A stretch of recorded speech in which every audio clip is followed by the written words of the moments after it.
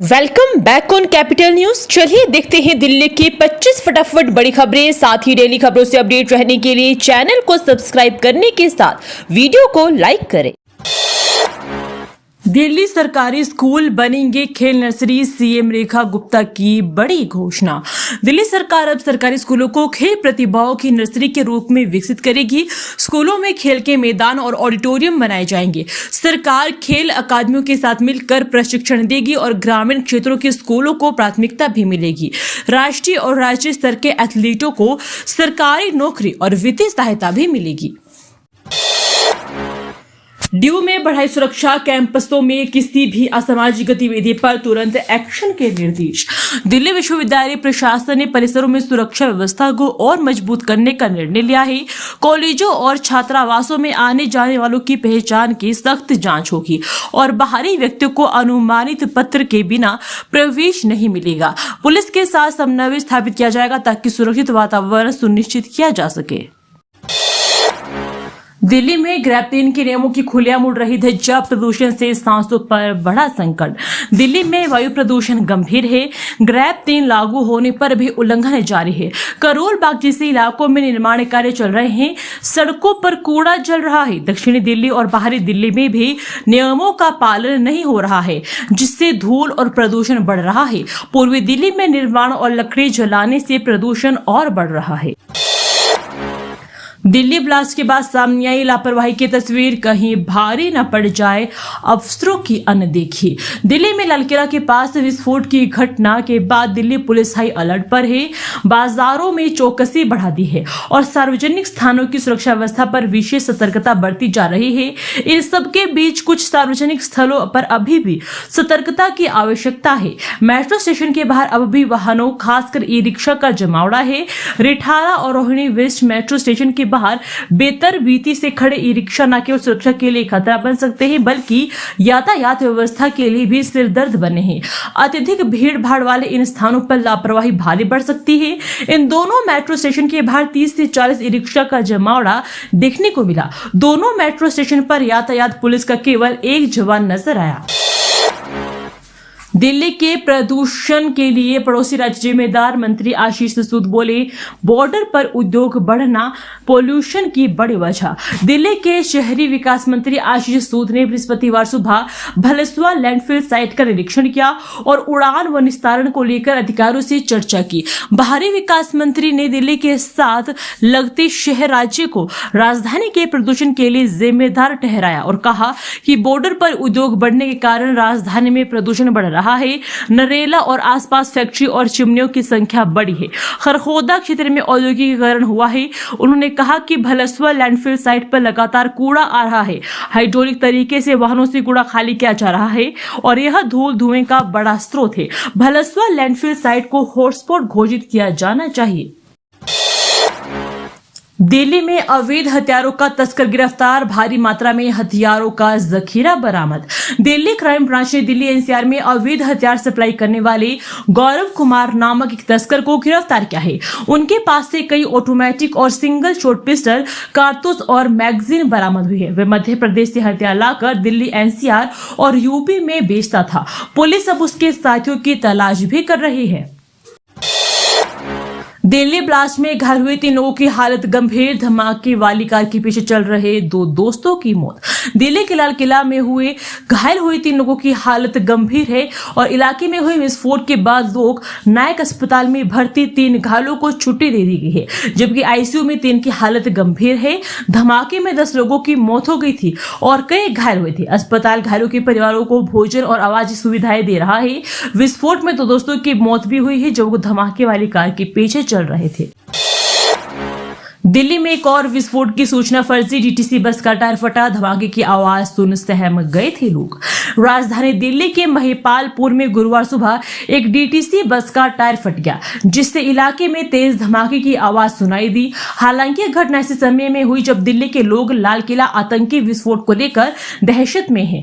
वहीं ऐसे में धमाके की आवाज सुनकर लोगों को लगा कि दिल्ली में एक और विस्फोट हो गया है, लेकिन हकीकत पता चलने पर लोगों ने राहत की सांस ली।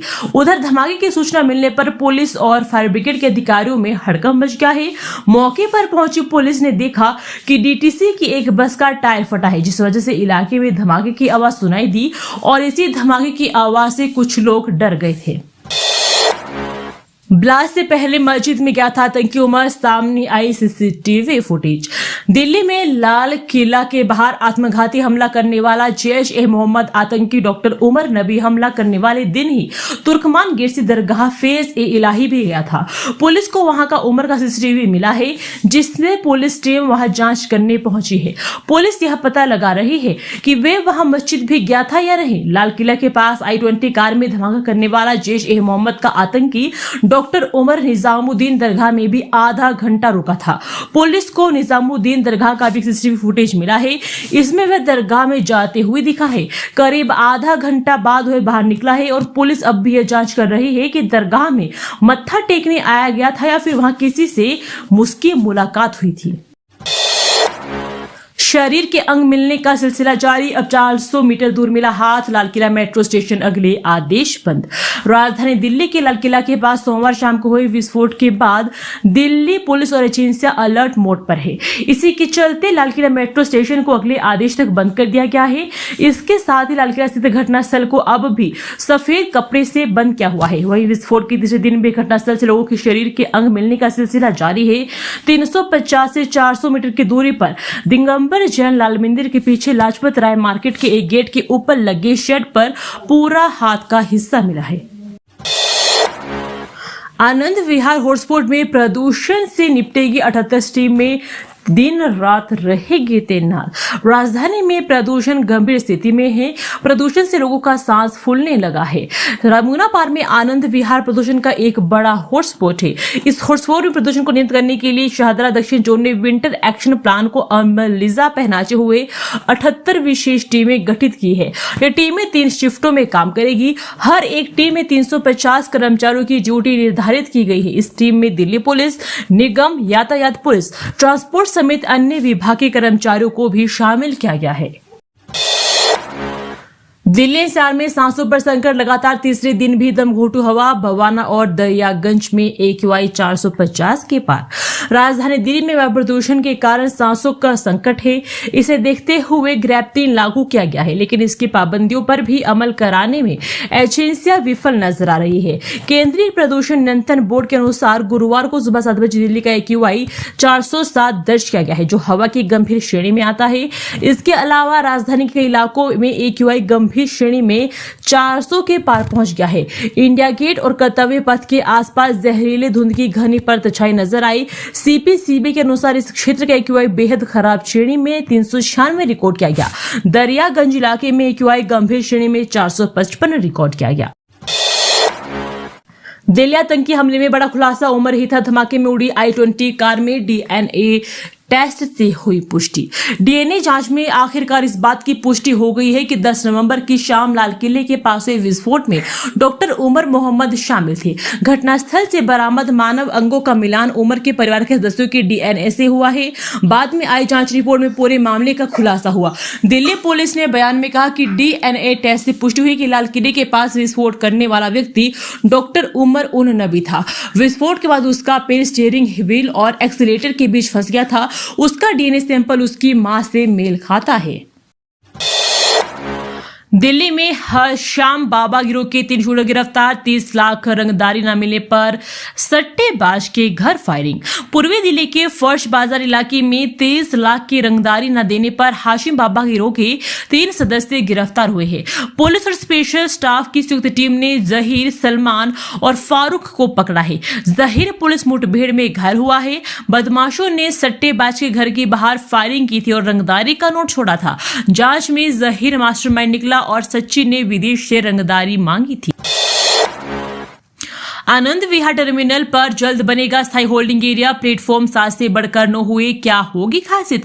नई दिल्ली और अन्य स्टेशनों पर भीड़ प्रबंधन एक चुनौती है। नई दिल्ली स्टेशन पर भगदड़ के बाद कई उपाय किए जा रहे हैं, जिसमें स्थायी होल्डिंग एरिया का भी निर्माण शामिल है। आनंद विहार टर्मिनल पर भी ऐसी सुविधा बनेगी। राइट्स के अध्ययन के बाद नई दिल्ली स्टेशन पर 7000 यात्रियों की क्षमता वाला होल्डिंग एरिया बना है, जिससे बिहार विधानसभा चुनाव के दौरान भीड़ नियंत्रण में मदद मिली। दिल्ली में शीतलहर से निपटने की तैयारी, बुजुर्गों, बच्चों और बेघरों के लिए होगा ये काम। दिल्ली सरकार राजधानी के लिए शीतलहर कार्य योजना तैयार कर रही है, जिसमें बुजुर्गों, बच्चों, प्रवासी श्रमिकों और बेघरों सहित संवेदनशील समूहों की सुरक्षा के लिए हॉटस्पॉट मानचित्र और मानक संचालन प्रक्रिया बनाना शामिल है। दिल्ली सरकार के एक वरिष्ठ अधिकारी ने बताया कि दिल्ली आपदा प्रबंधन प्राधिकरण द्वारा तैयार दिल्ली शीतलहर कार्य योजना का मसौदा संबंधित विभागों को टिप्पणियों के लिए भेज दिया गया है। मसौदा कार्य योजना उच्च जोखिम वाले समूहों, 65 वर्ष से अधिक आयु के वरिष्ठ नागरिक, 5 वर्ष से कम आयु के बच्चे, बेघर व्यक्ति और पुरानी बीमारियों से ग्रस्त व्यक्तियों के स्वास्थ्य पर पड़ने वाले प्रभाव को कम करने के लिए एक मानक संचालन प्रक्रिया स्थापित करने पर जोर देती है।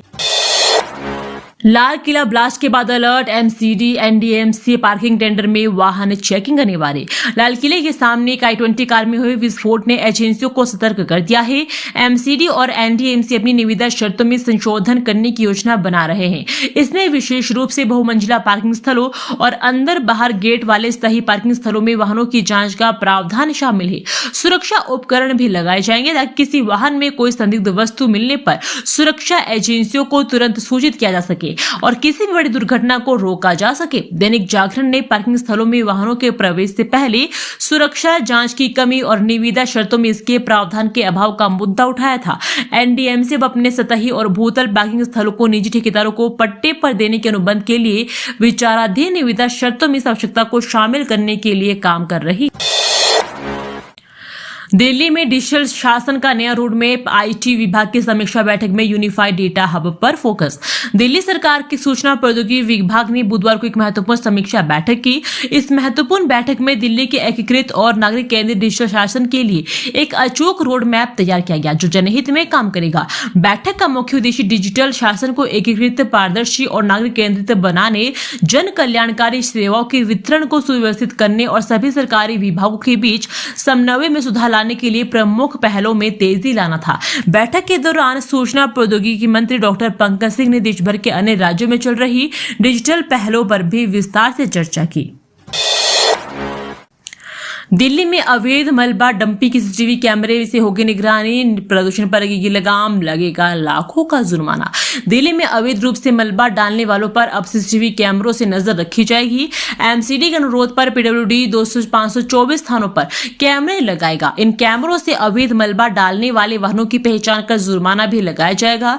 दिल्ली में मलबा डालने के लिए केवल 106 स्थान निर्धारित है, लेकिन मलबा माफिया अवैध रूप से मलबा डालते जिसमें प्रदूषण होता है।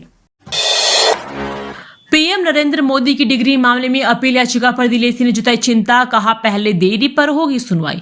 प्रधानमंत्री नरेंद्र मोदी की डिग्री से संबंधित जानकारी सार्वजनिक करने की मांग वाली ये अपील याचिका दायर करने में विभिन्न याचिकाओं द्वारा की गई देरी पर बुधवार को दिल्ली हाईकोर्ट ने चिंता जताई।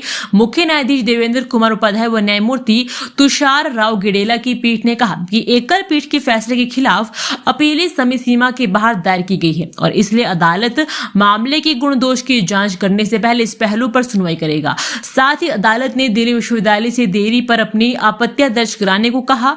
वहीं डीयू की तरफ से पेश हुए सॉलिसिटर जनरल तुषार मेहता ने कहा कि उन्होंने याचिकाकर्ताओं द्वारा देरी के लिए बताए गए उपकरणों का गौर नहीं किया है, लेकिन उन्हें मामले के गुण दोष के आधार पर भी बहस करने में कोई दिक्कत नहीं है।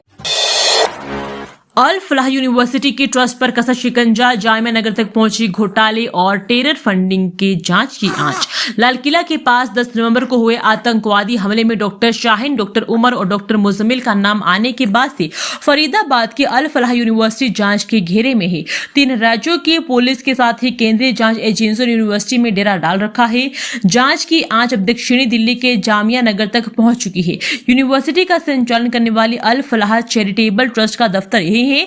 खाड़ी देशों से फंड लेने के आरोप तो है ही, मैनेजिंग ट्रस्टी का नाम भी घोटाले तक में आ चुका है। दिल्ली के एमपी फ्लैट्स में लगी भीषण आग, दमकल विभाग ने 20 मिनट में आग पर पाया काबू। राजधानी के बाबा खड़क सिंह मार्ग स्थित एमपी फ्लैट्स में बुधवार रात आग लग गई।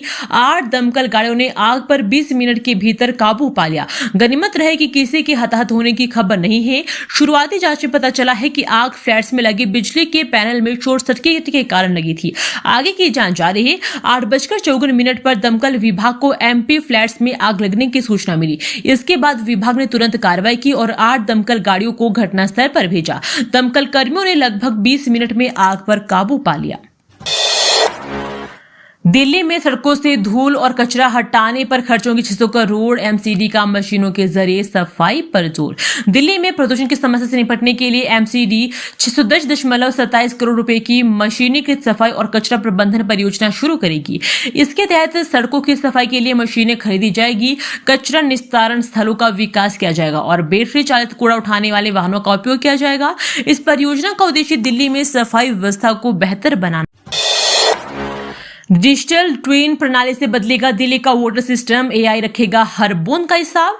आईआईटी दिल्ली के साथ हुआ करार। दिल्ली जल बोर्ड ने आईआईटी कानपुर के एयर रावत रिसर्च फाउंडेशन के साथ जल प्रबंधन सुधारने के लिए समझौता किया है। एआई की मदद से पानी की चोरी रुकेगी, बिल संबंधी शिकायतें दूर होगी और यमुना में गिरने वाले नालों की निगरानी हो सकेगी। डिजिटल ट्विन तकनीक से जल प्रणाली का वर्चुअल मॉडल बनेगा, जिससे रिसाव जैसी समस्याओं का समय पर पता चलेगा। यह क्लीन यमुना मिशन को सशक्त भी करेगा। दोस्तों, वीडियो पसंद आया तो वीडियो को लाइक एवं चैनल को सब्सक्राइब कीजिए और कमेंट करके बताइए कि आप दिल्ली के किस जगह से इस वीडियो को देख रहे हैं। जय हिंद, वंदे मातरम।